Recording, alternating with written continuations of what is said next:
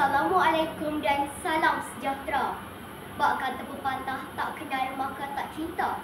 Jadi pada pagi yang penuh keberkatan ini, izinkan saya memperkenalkan diri saya terlebih dahulu. Nama saya Mirza Muhammad Zuhaili bin Rezaudin dari Sekolah Kebangsaan Bandar Tasik Mutiara. Kod sekolah saya ialah PBA 4019. Saya berumur 12 tahun. Hobi saya ialah membaca dan melukis, manakala cita-cita saya ialah untuk menjadi seorang saintis.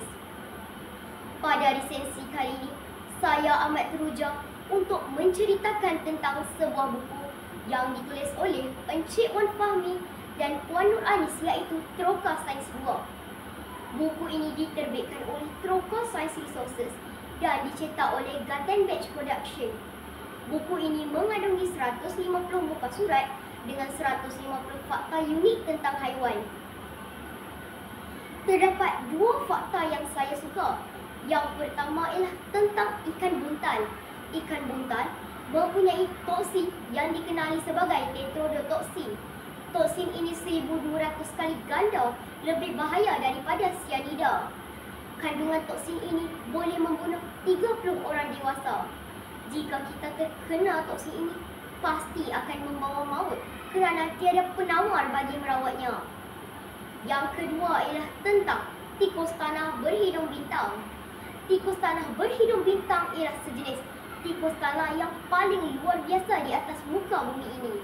Sekali lihat kepalanya, pasti digantikan dengan seekor octopus kecil.